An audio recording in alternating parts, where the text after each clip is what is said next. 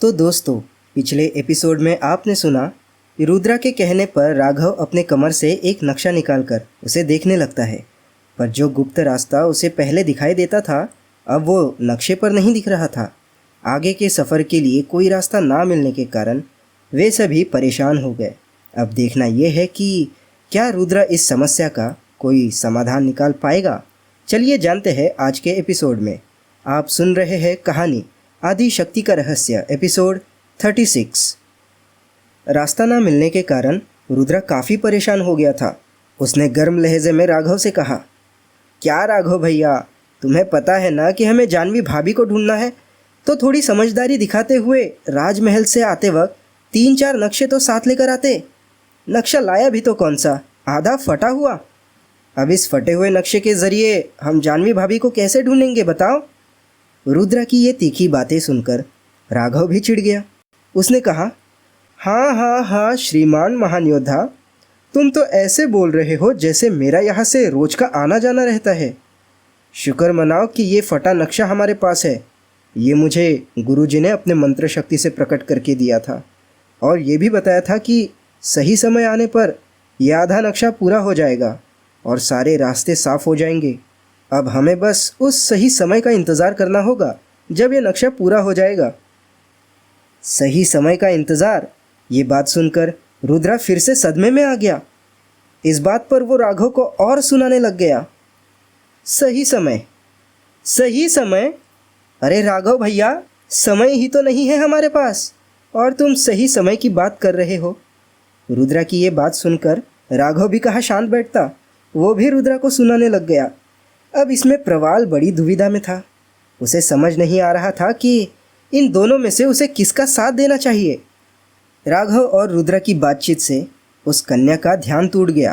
अपनी आंखें खोलकर वो उठकर खड़ी हो गई। 3 अनजान युवकों को अपने सामने पाकर उसने म्यान से अपनी तलवार निकाली और पूछने लगी, तुम लोग कौन हो और यहाँ क्यों आए हो? उसके इस तरह के रवैये से राघव झल्ला गया। उसने भी अपनी तलवार म्यान से बाहर निकाली और बोला, देखो कन्या, हमें तुमसे युद्ध करने की कोई इच्छा नहीं है, पर जो सवाल तुम पूछ रही हो वो पूछना तुम्हारा अधिकार नहीं, बल्कि तुम्हें ये बता दूं कि जिस जगह पर तुम अभी खड़ी हो वो क्षितिजपुर राज्य का भाग है और हम क्षितिजपुर राज्य के सेनापति हैं। इस नाते हमें तुमसे ये पूछना चाहिए कि तुम कौन हो और यहाँ क्यों आए हो। राघव की बात सुनकर उस कन्या ने अपनी तलवार उल्टी कर दी। इसका मतलब ये था कि उसे उनसे लड़ना नहीं है। फिर तलवार को म्यान में रखकर अपने दोनों हाथों को जोड़ते हुए वो बोली, मेरा नाम विशाखा है। मैं नीरपुर राज्य की राजकुमारी हूँ और मेरे यहाँ होने के पीछे एक मुख्य कारण है और वो ये है कि मेरी 2 बहनें हैं। उनमें से मैं सबसे छोटी हूँ, पर बीते 3 साल में मेरी दोनों बड़ी बहनें कहीं गायब हो गई है। हमने हर जगह उन्हें ढूंढने की कोशिश की, पर आज तक नाकामी ही हाथ लगी। फिर एक महर्षि के आदेशानुसार मैं इस दिशा की ओर आई। उन्होंने मुझे रास्ते का नक्शा भी दिया था, पर उस नक्शे के अनुसार यहाँ तक तो सब सही था, पर यहाँ से आगे मुझे कुछ भी समझ नहीं आ रहा है। विशाखा, क्या तुम वो नक्शा हमें दिखा सकती हो? रुद्रा ने कहा। इस पर विशाखा ने अपने कमर से उस नक्शे को निकाला और रुद्रा के समक्ष रख दिया। रुद्रा उस नक्शे को हाथ में लेकर खोलने लगा। तभी उसने राघव से कहा, राघव भैया, तुम भी अपना नक्शा मुझे दो तो। राघव ने तुरंत अपने पास के नक्शे को रुद्रा की तरफ कर दिया। फिर रुद्रा दोनों नक्शों को नज़दीकी से देखने लगा। राघव भी नज़दीक जाकर उन दोनों नक्शों को अलग अलग तरीके से जोड़कर देखने लगा। तभी एकाएक उन दोनों नक्शों में से प्रकाश निकलने लगा और वो नक्शे इस तरह आपस में जुड़ गए जैसे वो एक ही हो।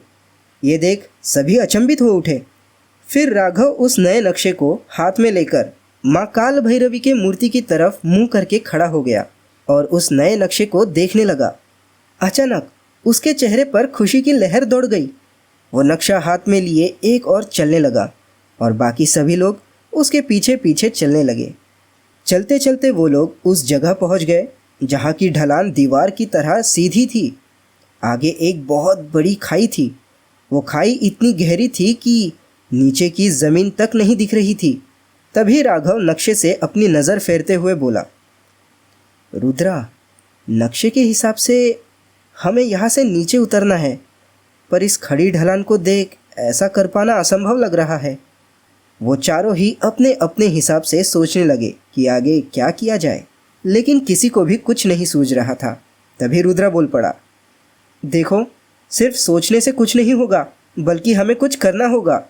हाँ रुद्रा, पर हम क्या कर सकते हैं? राघव नीचे की ओर देखते हुए बोला।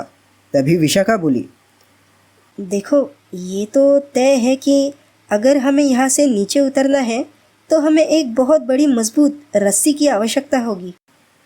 ये बात सुनकर प्रवाल एक सुझाव देते हुए बोला, भाई राघव, हम यहाँ की लताओं को एक दूसरे में बांधकर उसका एक रस्सी की तरह उपयोग कर सकते हैं।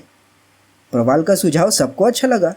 सब अपने अपने शस्त्रों से वहाँ आसपास मौजूद लताओं को काटकर जमा करने लगे।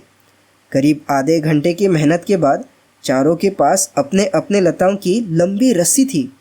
फिर उसका एक छोर पास के एक बड़े से पेड़ को बांधकर चारों अपनी अपनी रस्सी के सहारे ढलान उतरने लगे। 100 फीट, 200 फीट, 300 फीट, 400। बड़े ही सावधानी से वो चारों अपनी अपनी रस्सी के सहारे नीचे उतर रहे थे।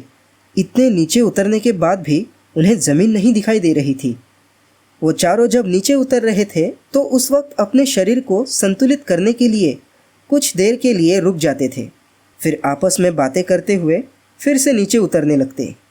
नीचे उतरते समय उन्हें कभी कभी पत्थरों पर पैर जमाने के लिए जगह मिल जाती थी, पर कभी कभी खड़ी ढलान होने की वजह से उन्हें पूरी तरह रस्सी पर लटकना पड़ता था। ऐसी स्थिति में चारों एक साथ ना उतरकर एक एक करके नीचे उतरते थे। ऐसी ही एक जगह पर रुद्र पहले नीचे उतरकर पैर जमाकर खड़ा हो गया। फिर उसने ऊपर आवाज़ लगाई, ठीक है, चलो आ जाओ। रुद्र की आवाज़ सुनकर अब विशाखा नीचे उतरने लगी, पर अभी वो मुश्किल से 2-3 फुट ही नीचे उतर पाई थी कि तभी एक झटके के साथ उसकी रस्सी टूट गई और वो रुद्र के बगल से होते हुए नीचे खाई में गिरने लगी। विशाखा को इस तरह नीचे खाई में गिरते देख रुद्र ने एक क्षण की देरी किए बिना उसके पीछे छलांग लगा दी। अब दोनों ही हवा में तैरते हुए नीचे खाई में गिर रहे थे। हवा में नीचे गिरते गिरते जैसे ही रुद्र विशाखा के करीब आया तो विशाखा को पकड़ने के लिए उसने अपना हाथ आगे बढ़ाया, पर जैसे ही रुद्र का हाथ विशाखा के हाथ में आया वो तुरंत उससे लिपट गई। शायद वो बहुत ज़्यादा घबरा गई थी।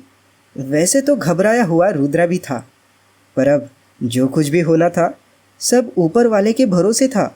ये सोचकर रुद्र ने अपने मन में भोले बाबा का नाम लिया और अपनी आंखें बंद कर ली। कितने ही देर तक वो दोनों साथ साथ नीचे गिर रहे थे। तभी उन्हें ऐसा लगा जैसे हवा में ही किसी ने उन्हें पकड़ लिया हो, क्योंकि अब वो नीचे गिरने की बजाय ऊपर की ओर आ रहे थे। हवा की गति में अचानक हुए बदलाव को देखकर विशाखा ने अपनी आंखें खोल दी। उसने देखा कि वो रुद्रा से बुरी तरह से लिपटी हुई है। ये देखकर वो थोड़ी असहज हो गई। रुद्रा का हाथ अपने हाथों में पकड़कर वो उससे अलग हो गई। ये देख रुद्रा भी थोड़ा सहज हो गया।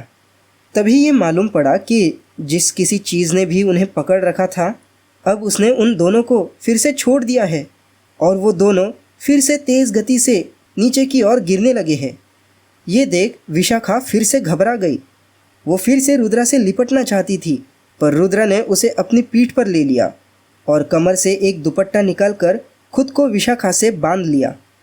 अब विशाखा पीठ पर होने की वजह से और दुपट्टे में बंधी होने की वजह से रुद्रा के दोनों हाथ खाली थे। तभी उस जीव ने उन्हें दोबारा पकड़ लिया। अब वो दोनों ऊपर की ओर आ रहे थे।